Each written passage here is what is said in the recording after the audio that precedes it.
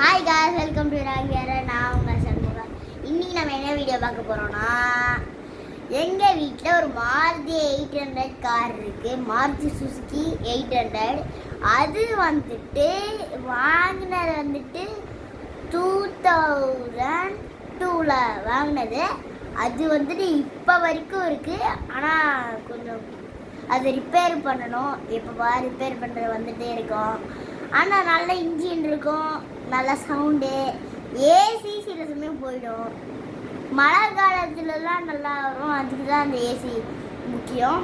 மிச்சபடி வெயில் காலத்துலலாம் கொஞ்சம் போட கொஞ்சம் கஷ்டம்தான். ஃபஸ்ட்டெல்லாம் ஏசி இல்லாமல் இருக்கும்போது ரொம்ப கரெக்டாக தான் இருந்துச்சு. அது பழகிடுச்சு, அதனால ஒன்றும் தெரியல.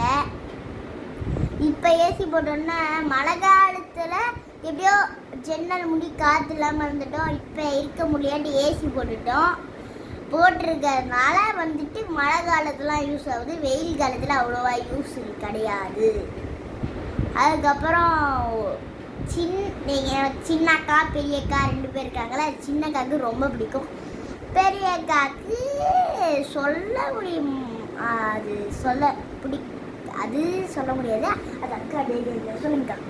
பிடிக்குமோ பிடிக்காது? பிடிக்கும்னு சொல்ல முடியாது, பிடிக்காதுன்னு சொல்ல முடியாது. அது ஓடுது, ஓகே. ஒரு வயதான முதியவர் மாதிரி நம்ம அதை பார்த்துருக்கோம். ஓகே, அவங்க என்ன சொன்னாங்கன்னு கேட்டிருக்கோம் நினைக்கிறேன். அதுக்காண்டி தான் வந்துட்டு ஆமாம், சில பேர் அதுக்கப்புறம் மைலேஜ் சொல்லியே ஆகணும். மைலேஜெல்லாம் அவ்வளோ தரும், 20 தரும். அதை வேறு தான் வண்டி தருமா.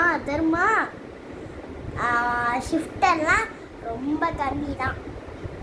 ஷிஃப்ட்டு, அதுக்கப்புறம் Hyundai i20, i10, grand i10 எல்லாம் தரவே தராது.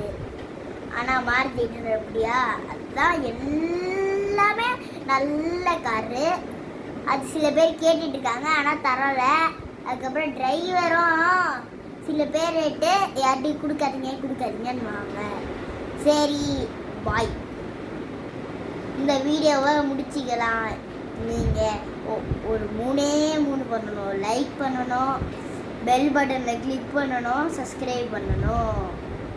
இதை பண்ணிங்கன்னா நான் நிறைய வீடியோ போடுவேன். அதுக்கப்புறம் அவ்வளோதான். பாய்.